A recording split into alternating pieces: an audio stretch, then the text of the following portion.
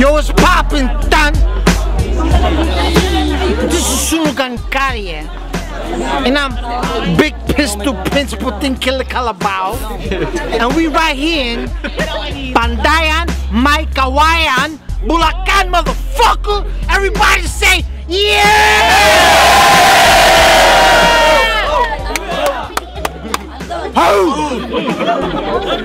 Negativo here, Marshall Camp Records, Tuesday Troop, Konektado, Urban Hype.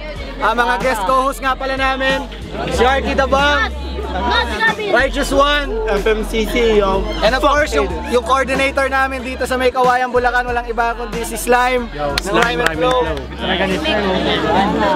Okay! yeah! We about to get it poppin' right now, piece of shit! Okay! Shoutouts nga pala, Whip Caps, RNR Clothing. Second battle natin, one-on-one battle. Sa kaliwa ko, Repin Brown Productions. Mag-ingay para kay Desire Uno! Yo, shoutouts from Big Padre, Isok Love Love sa Paralat, Alaven Sonor. Ay! Yo, sa kanan, Repin Regal Flow. Mag-ingay para kay Deadly Pepong. Okay, ang rule natin, 1 minute 30 per round. 1 minute 30 unang round para kay Deadly Pepong. Go! Bago magsimula yung laban na to, maraming salamat sa mga taga Bulacan. Go!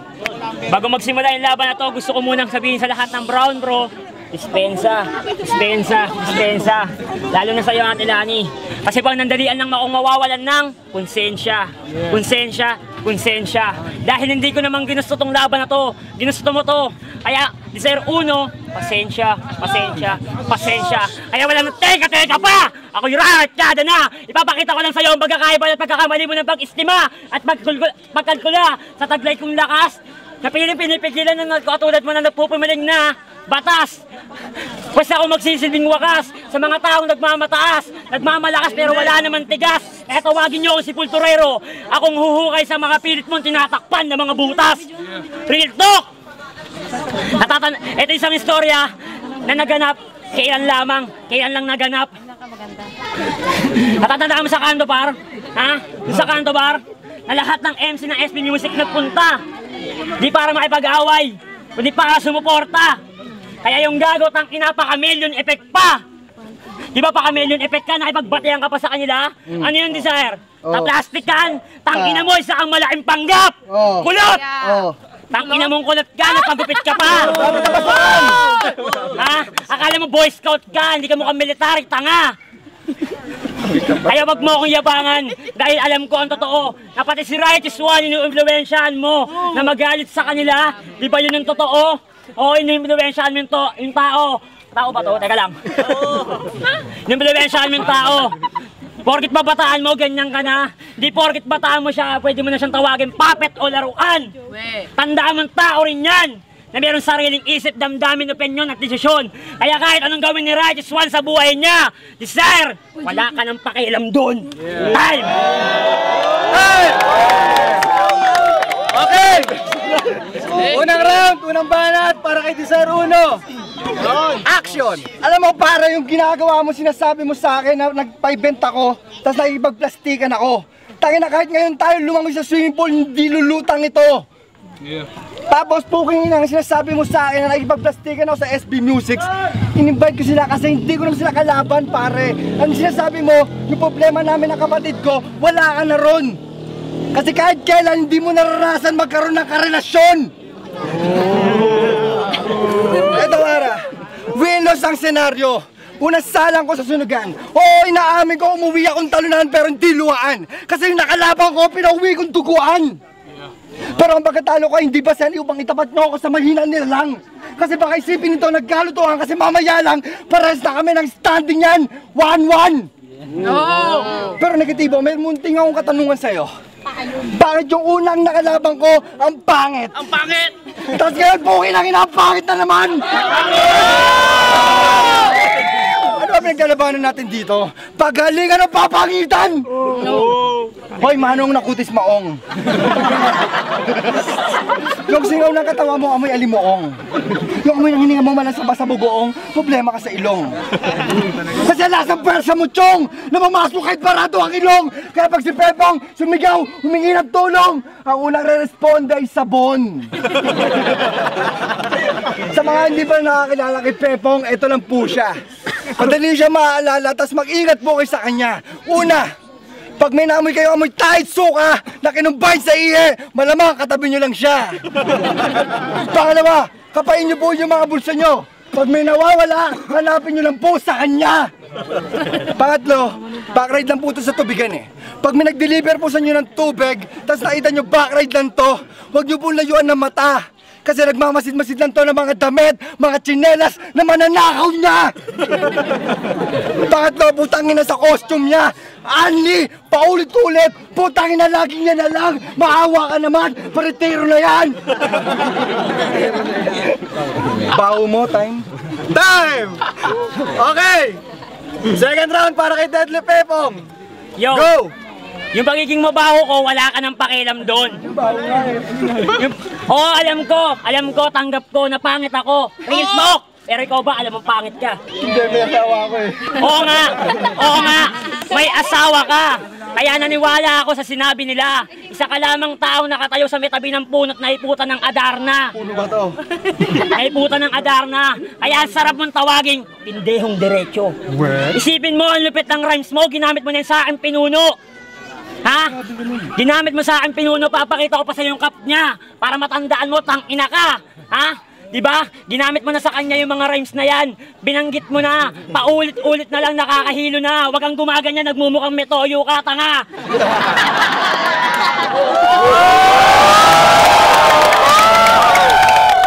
Kaya yung sinabi mo na taong naiputan sa ulo, parehas lang kayo. Kung tinawag mo siyang pindeong diretso, tangina mo, mas malala ka sa kanya.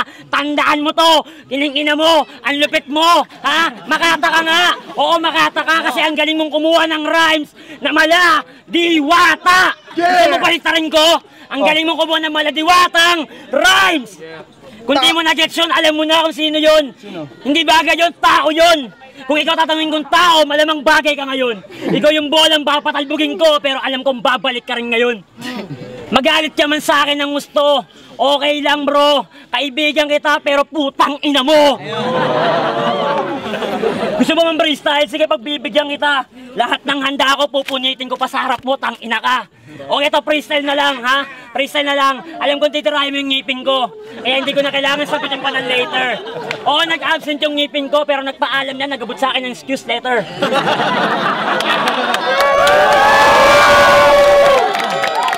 Parat kasi to, yung pagiging bungal ko, masyadong predict nito. Oo, bungal ako, pero napaagat kita sa aking mga paagat. Ha? Akala mo magtitrip lang ako? Pagtitripan lang kita, wish mo lang. Para kasi Righteous One.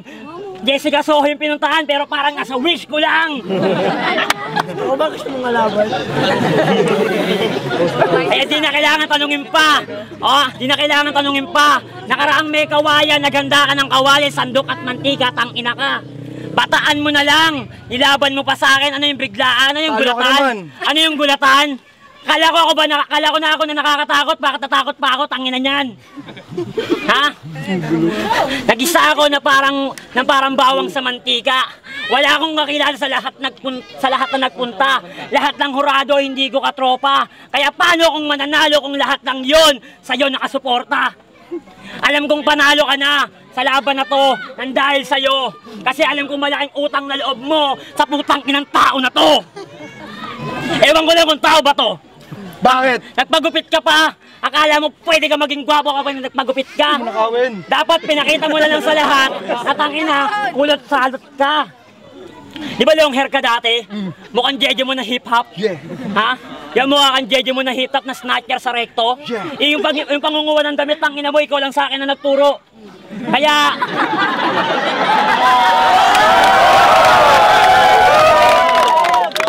Kaya kapag sinabing magnanakaw ako, okay lang. Magnanakaw nga ako, pero kasama ko yan.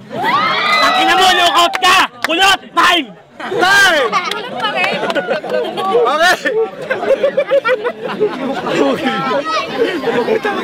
Okay! Second round para kay Desire Uno! Tahimik! Action! Putang ina, hindi ka rin makulit. Kahit pag sumatotali ko man yung mga damit mo, katumbas lang ang aking e-cigarette. Pukin ang ina, sinasabi mo yung ninuno mo. Ito true story! Pukin ang ina. Ikaw ang dahilan ng paghihiwalay ang Lildet at Ramonyo. Oo, siniraan mo sila. Ginawa mo sila ng istorya. Dahil sa inakala ng pangit na mukha mo na pag napaghiwalay mo yung dalawa, si Lildet ay mapapasakamay mo na. Oo, nagtagumpay ka. Nasira mo yung relasyon nila. Pero sawi ka pa rin, kasi ikaw nagplano, ikaw ang nagsagawa, pero nakinabang iba. Pero pare, huwag ka mawala ng pag-asa. Kasi may kasabihan niya tayong, tomorrow is another day. Malay mo, tubuhan ka pa ng ngipin pag nag-toothbrush ka everyday. Kasi isa yan sa patunay na sa kahit anong laban, hindi ka magwawagi. Kasi alam mo bakit? Ang malas mo si Lildet, di pumapatol sa bungi! Tapos ngayon anong feeling mo, putang ina, battle MC ka na, porket napagsuot ka ng konektado ball at konektado lace, pagkatapos ng labi natin to. So tumalik yung matagal mo pangarap makapagsuot ang brace. Pero bakit ba hindi nakaligtaan? Paano ito makakapitan kung walang pagkakapitan? Ayun, may pangil yun. Nagmamalaki mo sa akin yung pangil mo na ginamit sa Twilight. Eh po kinangin mo yung mukha mo parang hindi na maging bright light. Mabag-gray lang. Pero po kinangin kung matali man na sa battle na to, abuli ka na sa yon. Charity. Pero malabo mangyari yon. Kasi ako ang impeksyon na matagal na nakatago at naghihintay ng tamang pagkataon para wasakin ang pundasyon na kasintibay ng pagkatao mo. Cavity. Kailangan mo pa na pustisa ba? Di ka pumasok kay bilyar. Sa lawak na gilagid mo kasi sa bola ng bilyar. Putang ng baho mo, nakakabaling time na nga. Time! Okay, second round para kay Deadly Pepong. Action! Hindi ako nakapalok sa foundation ni Bilyar kasi manager ka doon. Ayaw mo akong papasukin kasi galit ka sa akin noon. Dahil lugi kami. Kaya kapag sinabi na tong mahaba yung baba ko, tang-ina tanga to. Common sense naman pare, lahat ng tao may mata. Ha, hindi mo na kailangan sabihin na mahaba yung baba ko kasi nakikita na nila. Kaya hindi na ako magpapaligoy-ligoy pa. Diretso na to. Ngayong gabi mararanasan mo ang sakit na hindi mo pa nararanasan. HIV. Dahil para ka lang tanga na nasilaw sa kasikatan. HID. Kaya ang pagkamatay ng Ojin Puki ng inang Ojin na to ay ang grande BIP. Kaya wag ka na magtaka kung yung pangalan mo Desire Uno lalagay ko sa gitna ng lapida at dadagdagan ko ng 3 letra. RIP. Yeah. Di patay ka na. Tang-ina mo ka. Kasi ikaw lang naman yung tao na nagpumilit lumipad pero wala namang pakpak. Nagmamadali sa pagtakbo pero wala namang paa. Nagmamadali sa paghakbang pero hindi naman marunong maglakad. Kaya isa lang ang masasabi ko, Desire Uno, wag ka munang lumipad. Di ka pa marunong maglakad. Galingan mo man ang gusto, isama mo man yung mga tropa mo, ibig sabihin yan, pare kulang pa rin kayo. Isipin mo, ang laking tanga mo, binaba mo sarili mo. Isa kang pinuno na nilaban sa bataan. Matalo man ako, pare meron pa rin akong tangan-tangan na karangalan. Kaya pinatulog niya yung video. Nang dahil sa'yo, ayaw na daw mapapakinggan yung mga banat mo. Kasi mahilig ka, tangina mo, hindi ko naintindihan. Ano ba yung ginawa mo? Wordplay, tongue twist o reference? O baka wordplay yun ni Righteous One na parang bulol lang? Ha? Wag mo akong kakalimutan. Tandaan mong nag-iisa lang ako. Ako lang ang batang lumapastangan sa pangalan mong Desire Uno. Anong kahulugan ng pangalan mo? Anong kahulugan ng pangalan mo? Alam mo, napag-aral ka. Mithiin, hangarin. Pero nasa ng hangarin ng isang kuya para sa kapatid niya? Wala! Tangina mo, nagpaalam sa'yo si RJ! Nagpaalam sa'yo! Ha? Nagpaalam siya sa'yo! Namamahalin niya, alagaan niya yung kapatid mo! Pero talk shit ka! Tangina mo, wala ka isang salita, bakla! Hindi ka lalaki! Anong ginawa mo? Naghamon ka pa ng gera sa kanila? Maghahamon ka ng gera, ano ka sundalong walang kampo? Bebaral pero walang bala? Ano dala mo? Baba ko bilang patola?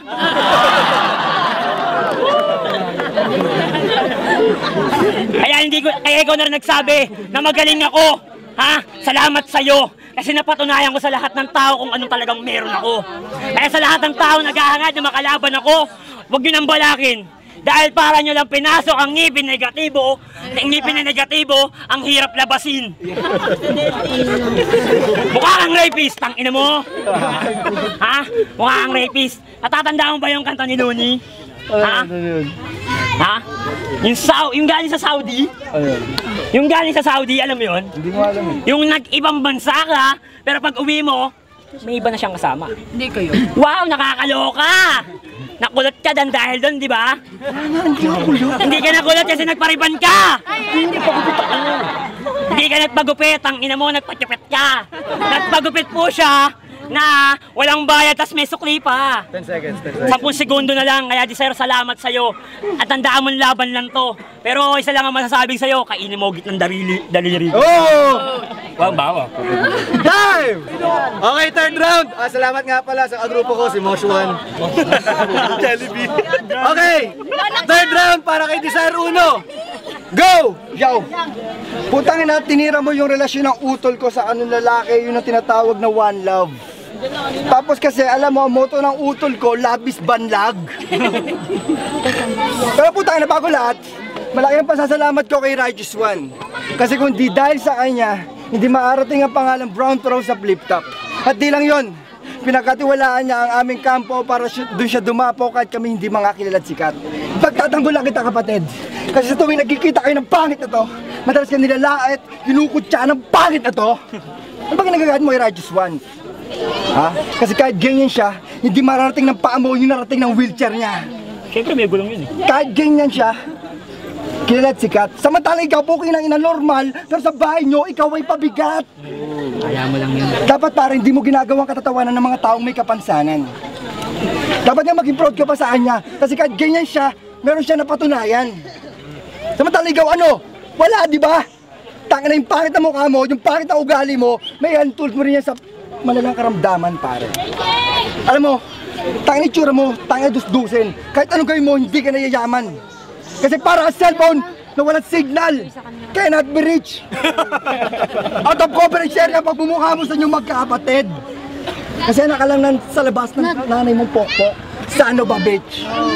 Kaya alam mo pare, hindi mo pansin, kaya ka pinagmamalupitan, pinagtataguan ng pagkain, at sa bahay nyo gusto ka nilang impeach. Kasi hindi nila matanggap na may kapatid sa labas na mukhang pinaglihe sa okra. Mukha kang baligtad na sombrero ng witch.